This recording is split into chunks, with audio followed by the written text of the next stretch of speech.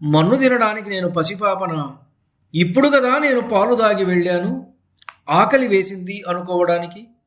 లేకపోతే నేనేమైనా వెర్రివాడననుకున్నావా? వీళ్ళ మాటలు నమ్మబోకమ్మా. నీ చేత నన్ను తన్నించాలని వీళ్ళు ఈ ఎత్తు వేశారు. పోనీ నా మాట నమ్మకపోతే నా నోరు వాసన చూడు. నే చెప్పింది అబద్ధమైతే అప్పుడు దండించవచ్చు. అమ్మా, మన్ను దినంగనే శిశువునో యాకుంటినో వెర్రినో నమ్మంజూడకు వీరి మాటలు మదిన్ నన్ నీవు గొట్టంగ వీరు ఇమ్మార్గంబు ఘటించి చెప్పెదరు.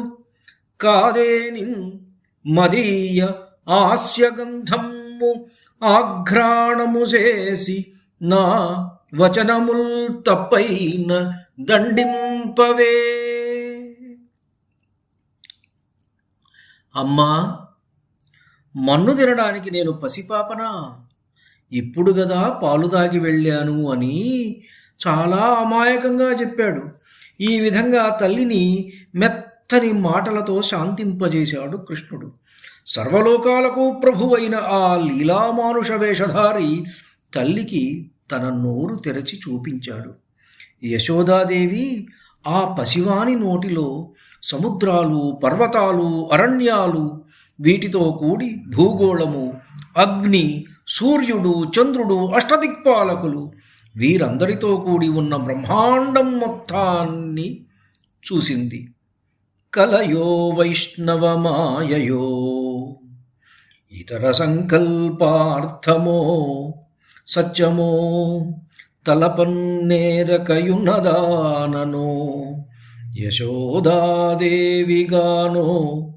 పరస్థలమో బాలకుడెంత ఈతని ముఖస్తంభై అజాండంబు ప్రజ్వలమయ్యుండుటకు ఏమి హేతువో మహాశ్చర్యంబు చింతింపగన్.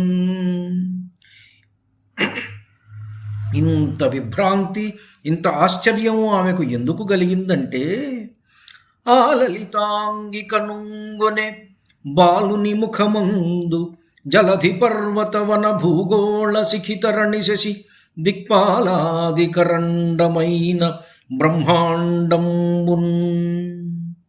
ఇంత బ్రహ్మాండాన్ని చూసేటప్పటికీ ఆవిడకు అంత విభ్రాంతి కలిగింది. అలా అనుకొని అలా విభ్రాంతురాలై, నేను కలగనలేదు కదా, లేకపోతే ఇది